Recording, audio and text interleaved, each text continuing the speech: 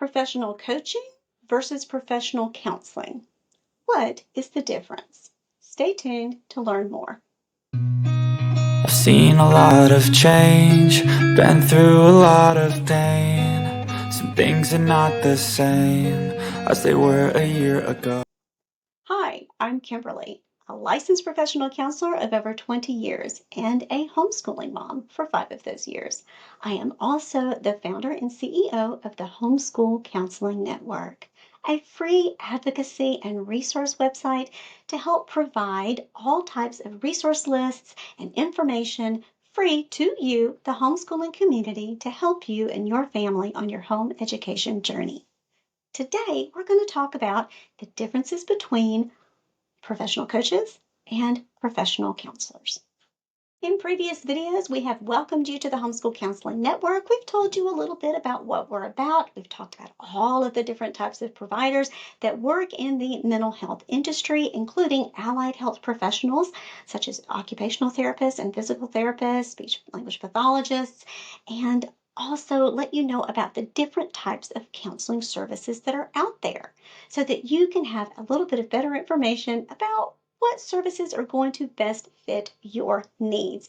Today, we're going to talk about professional coaching and professional counseling. But first, one disclaimer up front. Please know that this does not mean that one is better than the other. By no means at all. They do have different needs, though. They do meet different needs. They do have different benefits that they can offer you depending on which service you are seeking. Today, we are going to talk about professional coaching versus professional counseling. Now, this is not to say that one is better than the other by any means. It just means that the services that one provides may be a better fit depending on which need you have. So I think it's important to make that distinction. We're also going to talk about something called scope of practice, which means what professionals are allowed to do within their profession because that's what they are trained to do. Case in point, I'm a licensed professional counselor. Within the states of Texas and Georgia, where I am licensed, I am allowed to provide professional counseling services in the areas and to the populations for which I have been trained. Now, I can't go in any other states outside of the state of so far until we have some reciprocity agreements, which works from what I understand, until there's a national license, if you will. I cannot go outside of those states and practice legally because that is outside of where I'm legally licensed. And I also can't then go and try and prescribe medicine. Why? Because I am not an MD. I am not trained. I do not have those credentials or the training, and it would go quite poorly. And orange is not my color, so I'm not going to do that. But instead, let's talk about the benefits of both of these professions, professional counseling and professional coaching. So, for starters, licensed mental health professionals such as psychologists, psychiatrists, professional counselors, social workers, and marriage and family therapists are trained clinicians. That means they are trained to treat mental health disorders. These mental health professionals complete advanced degrees. That means at least a master's degree at a minimum. And they also have additional training and supervision and are credentialed. That means they have a license in the states where they practice. As part of their licensure and credentialing process, professionals must also adhere to a strict code of ethics and operate within his or her trained scope of practice. What I was just talking about, areas in which you have been trained. Here is a definition for scope of practice if you want a little bit more information. We also complete additional training known as continuing education units to maintain those licenses. That means even after we've gotten our master's degrees and we have done our practice years of however many hours and how many years of post-master's supervision, sat for our licensure exam, taken the test, passed it, and gotten that beautiful little piece of paper with our name on it that says, "Hey kid, you can hang out a shingle now. You are a professional. You've made it." And we all feel really brilliant for like a whole day. And then imposter syndrome kicks in because we're human. That means, though, that we're still not done learning. In order to keep our licenses, We are required, and it depends on the number of hours that you're required to complete these continuing education units still depends on the state that you live in. Each state has their own requirements. Case in point, I keep my license current here in Texas, my home state now, and in Georgia. I don't really know why. Probably because if I ever wanted to go back to Georgia one day, hey, I'm licensed there. And probably because I worked too hard to get it the first time. My requirements to renew my license and keep it current every 2 years in Georgia and every 2 years here in Texas are a little bit different.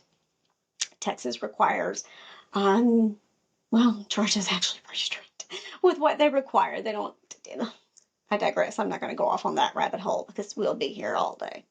But the point is, I have to meet those requirements. I have to continue taking courses, some online, some in person, to show that I'm competent, that I know my stuff, that I know the law, that I know my code of ethics, and that I understand as a professional I'm supposed to follow that code of ethics and to make sure that my training is up to date.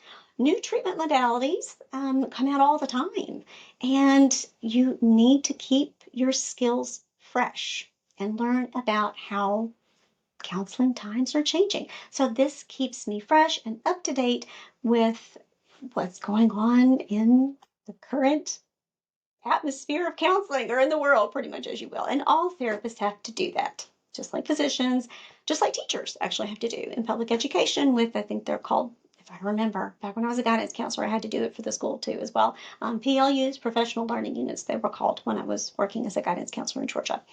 But that is basically you're always learning, you're always growing. So your education continues even after you get the license. So, licensure criteria for each discipline is going to vary from state to state. It's not the same. What I needed to meet, credentials or criteria that I needed to meet in Georgia was different from criteria that I needed to meet here. And I'm sure if I went to another state, it would be different there as well. There are certain professions like social work, yay, social work, that has done a better job of having what we call reciprocity, which means they have agreements with multiple states that says, hey, you've met the criteria in this state, our state over here, we're going to make our criteria the same, or their criteria are close enough. So since you were licensed in that state in good standing, meaning you don't have any complaints against your license or any ethical violations, and you've renewed it and done all your work and dotted your I's and crossed your T's, then state B over here from state A, we're going to accept that license and let you pretty much be grandfathered in or let you transfer your license. So social work's done a much better job of that. Counseling is not. We're not even called the same thing in different states. In some states we're LPCs, in some states we're LCPCs, in some states we're LCMHCs. Again, it's the dizzying alphabet soup. But you can be sure that if you're seeking services from any provider, that in order for them to have their license, they're going to have those initials behind their name. They're going to have a license number that they have to post that you can go and look up. And we're going to talk about that a little bit more in upcoming videos. We call that performing your due diligence. That means ways that you can research the professional that you are considering entering into a client therapist relationship with. Um, we'll talk about what the client therapist relationship is as well. But that is kind of your way of doing your homework so that you know your provider has dotted their I's and crossed their T's and that they are legit. Okay, so that's all about professional counseling and the criteria and master's level professionals and what's required of us, all the different hoops that we have to jump through before we can go, hi, welcome to my office. Here's an appointment for you, or we can have sessions with you over camera, just as if I were talking to you the way I am talking to my camera right now. Now, professional coaching is a little bit different. Professional coaches cannot treat mental health disorders. They are not required to submit to any formal qualifications or academic training and are not governed by a professional board. However, that does not mean that what they offer is not necessarily of value. It just means their approach to helping you is vastly different than the approach of a licensed mental health clinician. And here's the difference. While not required to practice, many professional coaches receive some form of training in professional coaching. If you are seeking coaching services, here at the Homeschool Counseling Network, we highly recommend that you seek the services of a credentialed coach. And here is what that means. To learn more about the different levels of credentialing, you should visit the International Coaching Federation's website, known as the ICF.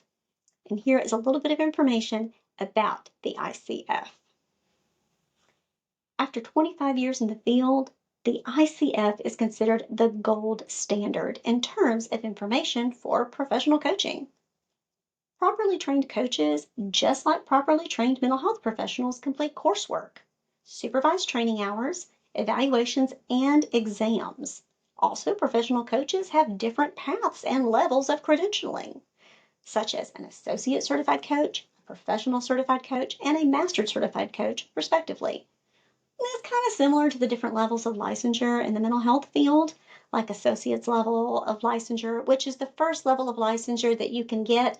Remember when I said earlier that as a professional counselor, even after we get our master's degree, before we are allowed to go out into the world on our own with a S on our chest and save the world, we are still learning. We're kind of like baby birds underneath the wing of a supervising professional. That is what's called an associate level of licensure. It means we have met our course requirements. We've completed all of our academic course requirements. We have our master's degree, but we have not finished our supervisory hours, if you will. That's what's called an associate level of licensure. We cannot work independently. We are still working underneath the supervision of another professional. So coaches are kind of the same. When they are credentialed coaches, they are going through these levels of licensure. I'm sorry, levels of credentialing, not licensure. Let me be very clear about that. I don't want to mix up my words and confuse you by any means. So, members of the International Coaching Federation adhere to a code of ethics. They can participate in research, mentoring, networking, and even further coaching education. Furthermore, many licensed mental health professionals employ the use of coaching techniques in their professional practices as a means of helping a stabilized client accomplish a goal. So, even professional counselors can use coaching as a service in their practice. But there is still a huge difference between those services because there's a difference in the goals that those services are meant to meet. So, finally, last thing, many professional coaches have degrees and work experience in other professions, such as nursing, health, law, nutrition, business, or even education. So, here is a list to show you the differences in between the focus that you will find in terms of therapy versus coaching.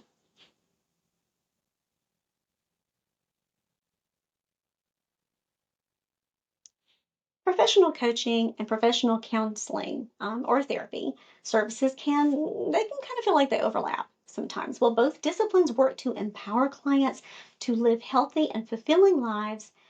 Their objectives for having that service and the approaches they take to providing care, they differ quite a bit in terms of time element. Like, are we focusing on issues in the past versus issues in the present? In terms of helping the client with growth, in terms of a therapeutic approach, if you will, in terms of training, in terms of regulations of who is allowed to perform the work, and also in terms of what reasons a client might choose to see one or the other provider or seek those services. Because remember, I said even a professional counselor can offer coaching services. It just depends on what goal the client, or the client is seeking. So I hope this kind of gives you a little bit of an overview and a little bit of a better understanding of the difference between professional coaching, I'm going to spit that out in a minute, and professional counseling, and lets you know the merit of both services and how you can better make use of one or the other or even both services to help you and your family in your homeschooling journey. If you like this video, please consider clicking the like and subscribe button so that you will know when new videos arrive and you can find out more content to help you and your family on your homeschooling journey. For these resource lists and for more information and upcoming blog posts, be sure to visit our website at that's my first website. It's only homeschooling. Be sure to visit our website at homeschoolcounselingnetwork.com. I'll put all of this information in a link in the description box below. In the meantime, thank you so much for being a part of our village. We're glad you're here. Bye for now.